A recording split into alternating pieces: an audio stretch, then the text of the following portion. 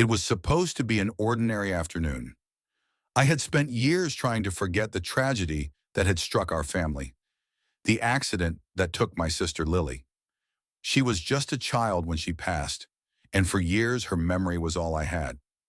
I wasn't prepared for the feeling of emptiness that lingered when the silence of her absence became too much to bear. But one evening, I found something that shattered everything I thought I knew. A letter arrived at my doorstep. It was old, yellowed with age, as if it had been sitting there waiting for the right moment to make itself known. It had no return address, only a simple message scrawled across the front. Dig up her grave. You'll understand why she's gone. At first I thought it was some sort of cruel joke. There was no way I could believe it.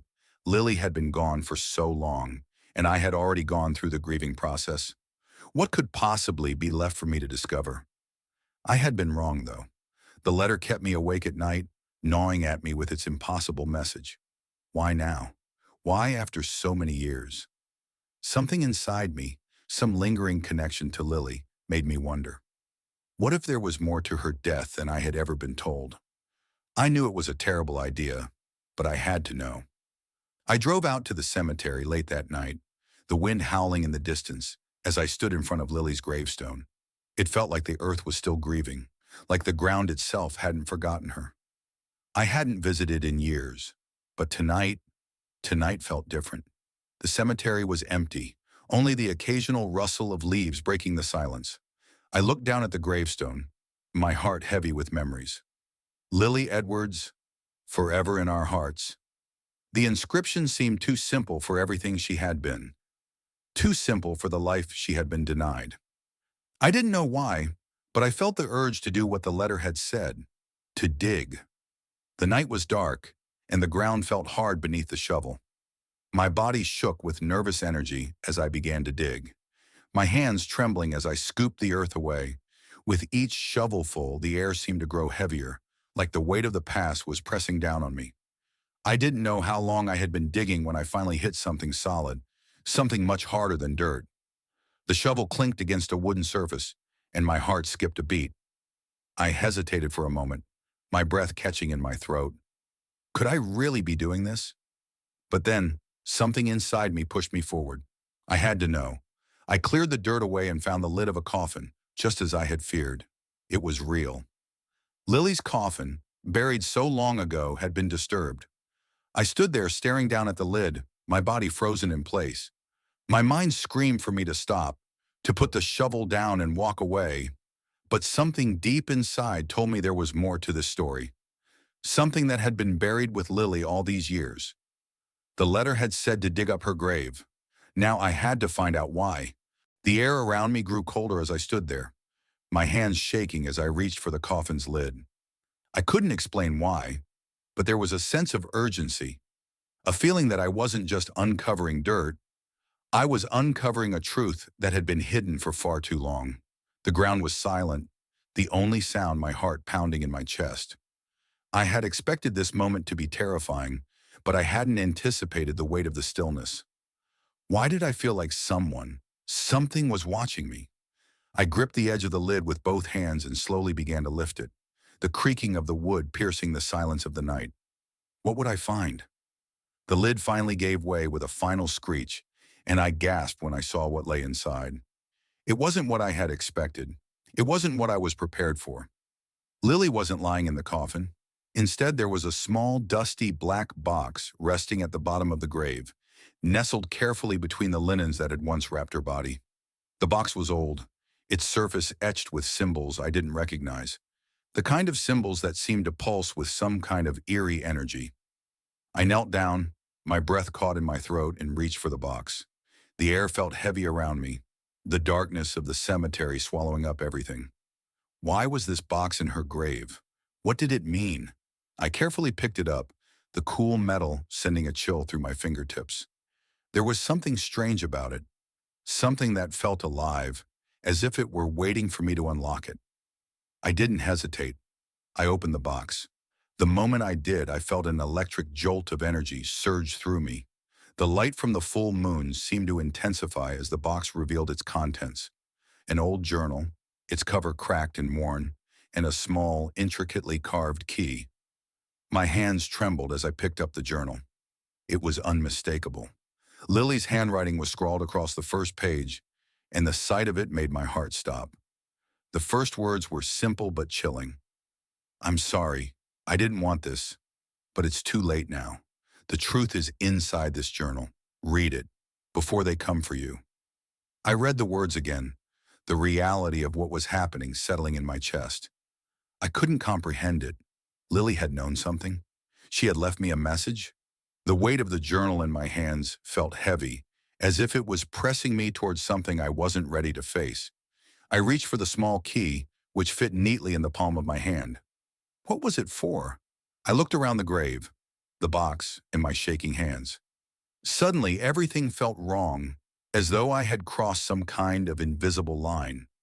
Was this really happening? The journal's warning echoed in my mind. Before they come for you. Who was coming? What was Lily trying to tell me? I stood up, still holding the journal and key, and looked around the cemetery. The peacefulness that had surrounded me earlier had disappeared. The air felt charged with tension, and I couldn't shake the feeling that I wasn't alone.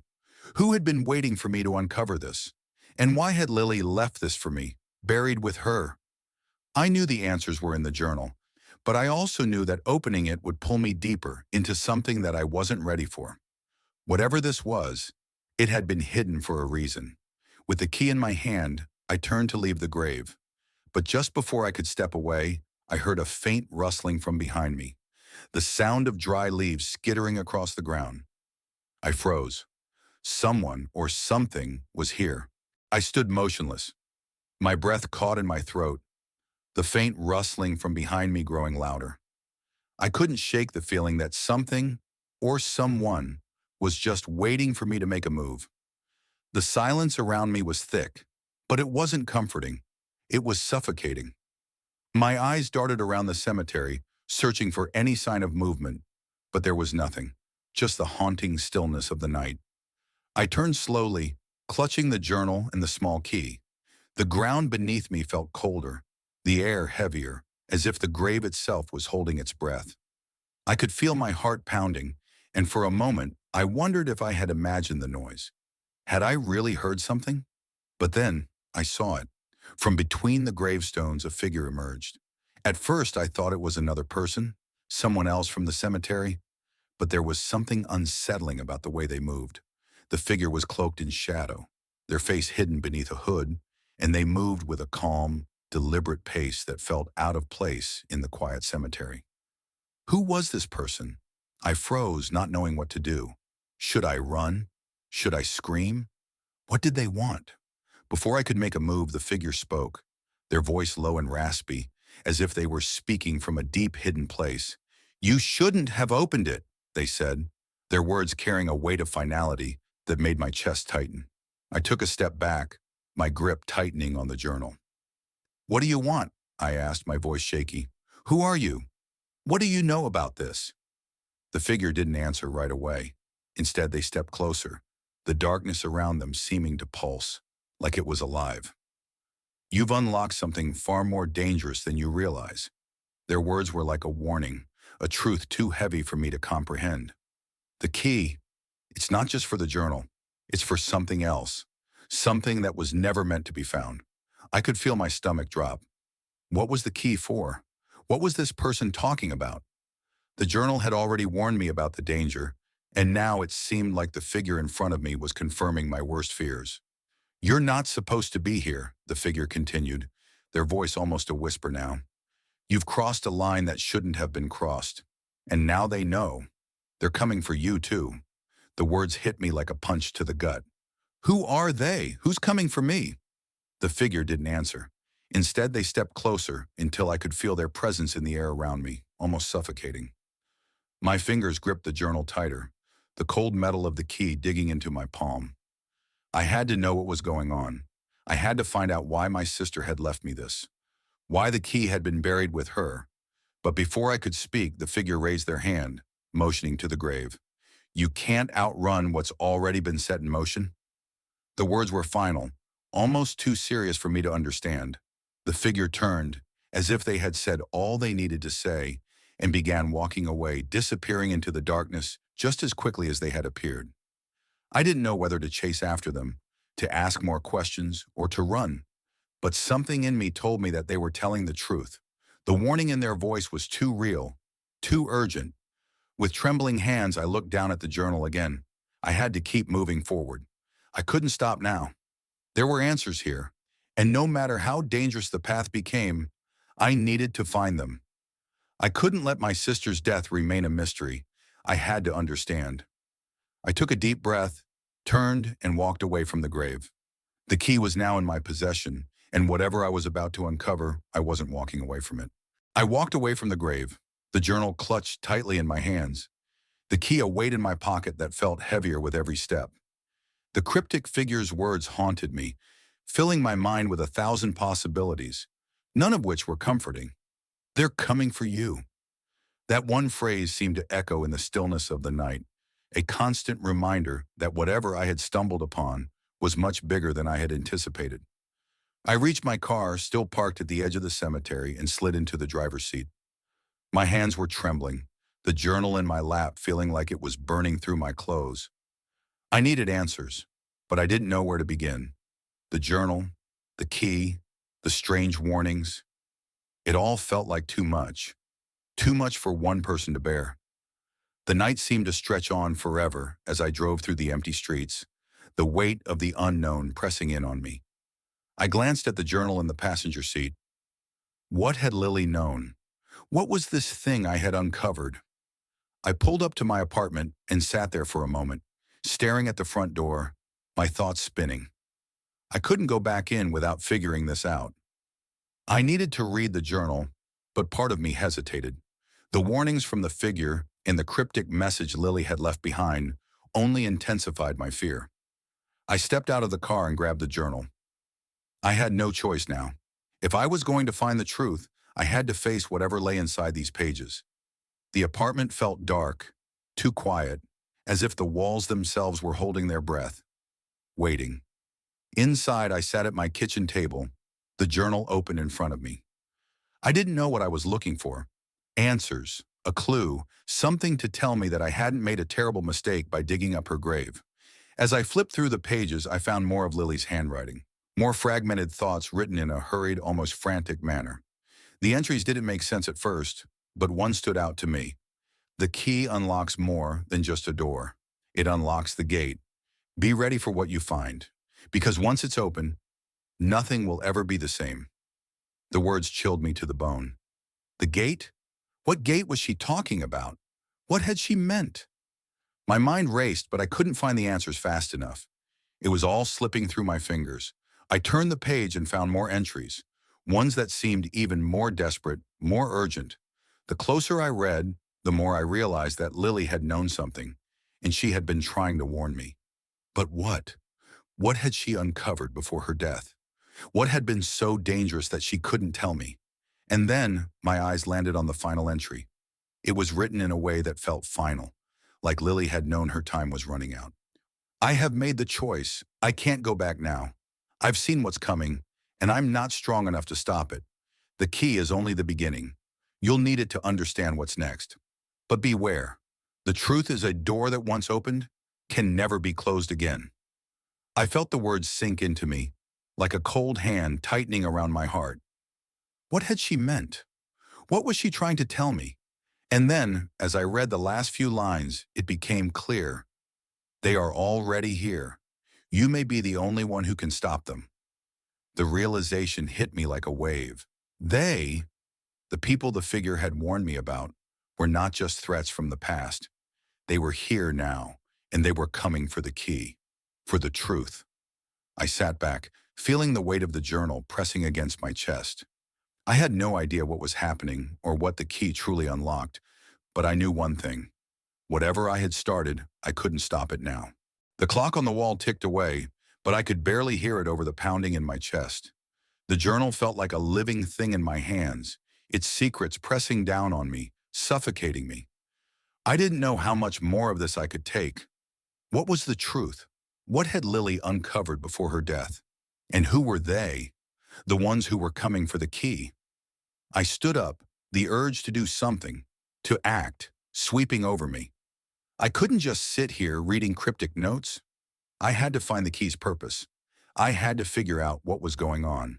The apartment felt claustrophobic, the air thick with the weight of the journal and the key in my pocket. My fingers brushed against the key, and I knew in that moment that I couldn't put this off any longer. The key, the journal, Lily's warnings, they weren't just about the past. They were about the future. I grabbed the journal, shoving it into my bag, and reached for my car keys. The streets outside were quiet, but that only made everything feel even more tense.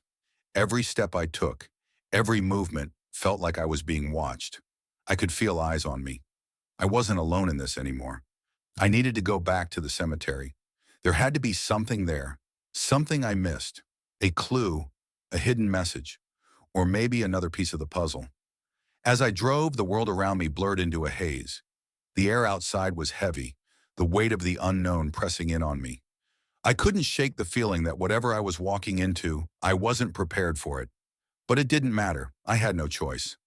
I arrived at the cemetery just as the sun began to rise. The place that had once felt peaceful, a resting place for the dead, now felt like the site of something dark, something dangerous. I made my way to Lily's grave again, but this time it was different. There was an urgency in my movements, a need to uncover whatever was hidden here. I knelt down by her grave and placed my hands on the cold stone. I wasn't sure what I was looking for, but something in my gut told me that this was the place where it all began and where it had to end. The key unlocks the gate, the journal had said.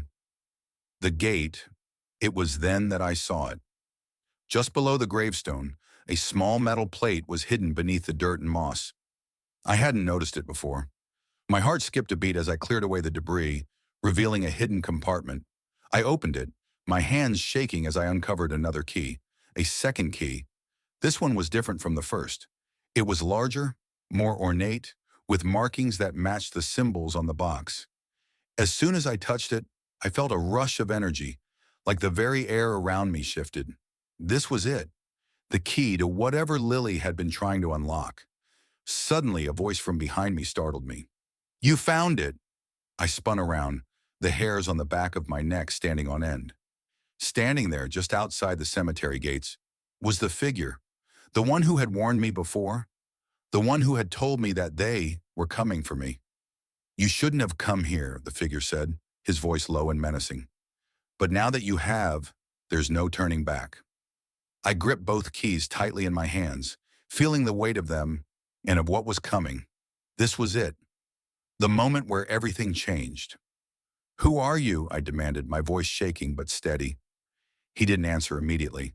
Instead, he took a step forward, his eyes fixed on the keys. "I'm the one who's been trying to protect you from this, but now it's too late." My pulse quickened as I held the keys in front of me. "Protect me from what? What's going to happen if I use these?" The figure's gaze grew darker, and he took another step closer. "It's not about using them. It's about what will be unleashed when you do." A chill ran down my spine. I didn't understand, but I knew I had to act. I had come this far, and I couldn't turn back. The pieces were falling into place, but I wasn't sure I was ready to face what came next. As I turned back to the grave, the second key burning in my hand, I knew this was only the beginning of something I wasn't prepared for. But I had to see it through. Subscribe and press the bell icon so that you never miss the amazing video.